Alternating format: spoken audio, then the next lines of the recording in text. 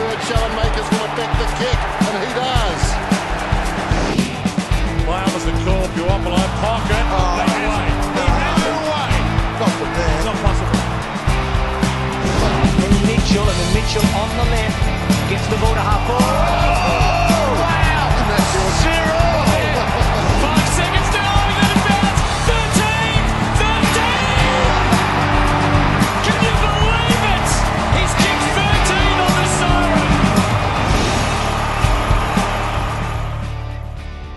And welcome to Hawk Talk. I'm Declan Fay. I'm not joined by Limo this week. I think he's off playing golf. But luckily, I am joined by one of the Hawks' gun players at the moment, Brad Sewell. Thanks for coming, mate. Thanks, Dad. Good to be here. Now, look, it's the bye. You've had a week off. Are you refreshed? Yeah, very much so. Great to get away. Great to get outside those four walls and freshen up a little bit and just spend some time away from the boys too, which is nice. Does it get to that point in the year where it's like halfway through and you're just getting just a little bit sick of each other? Yeah, well and truly. The first half of the year's been really intense for us. We had a couple of huge start to the year and we've positioned ourselves really well. But that intensity can take a toll after a while. So it's nice to get away and relax a little bit and just try and unwind. And he's sort of looking at people around the club just going, yeah, this bloke's really starting to wind me up. There does come a point where guys push buttons, other guys, and get under the skin a little bit every now and again. But for the most part, we've got a pretty good group. Do you watch it? Like, are you watching other games on the weekend, or you just go, nah, I'm taking the weekend off? I had nothing to do with footy over the weekend. Yeah, which was good. It just totally escape it for a little while and freshen up and really plough into this week. I bet you $1,000 Clarko's watching every game, though. There is no doubt he's been watching games, and if they weren't live, they were recorded and he's watching them as well. So. I've always get the sense that Clarko would love to set up like a system like the Riddler from the old Batman shows where he can just beam himself into your lounge room at any stage and just give you a bake. He's proposed that a couple of times. We've just prevented those types of moves at the moment. We see enough of him here. Get onto the Players Association if Clarko starts appearing on your TV. No, we don't need that. Well, look, I got to ask you, it is the big controversy. They were talking about it on 2 radio stations as I was driving out here. You as a tagger and as a Hawthorn hard man and a man who likes to lay tackles. This whole dropping the knees thing. Is it immensely frustrating for someone who likes to tackle? Look, players are going, and we do it as well, players are going to try and draw free kicks any way they can, try and get possession of the ball. And that's certainly one of the techniques that guys have been using for a while. So it just means you need to be a little bit more careful when you're trying to tackle somebody and make sure you obviously don't fall into their back and give away that free kick. Yeah, or with the Selwoods, maybe just don't touch them exactly at all. Right, safer that way.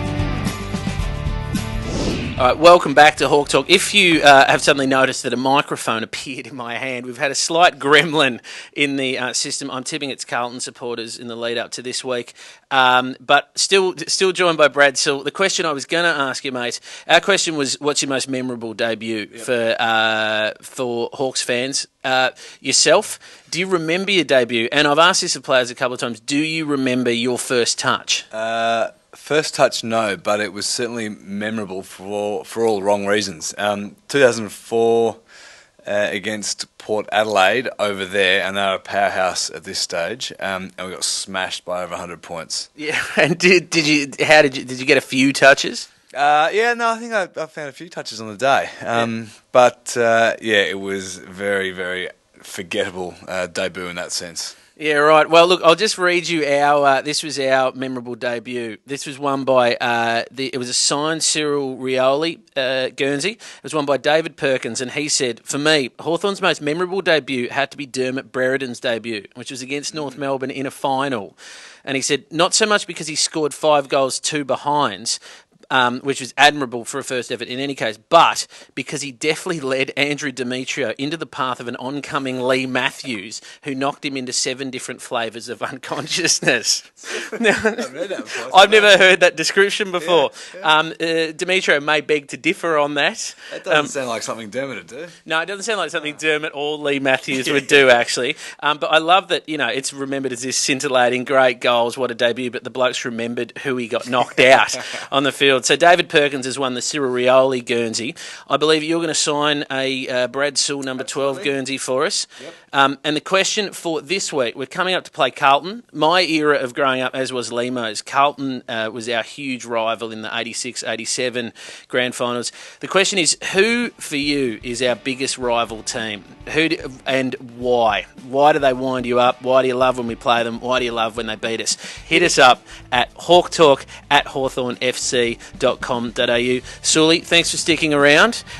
Good luck on the weekend, and I hope you stitch up the Blues, mate. Yeah, that's the plan. Thanks very much. Thanks, mate.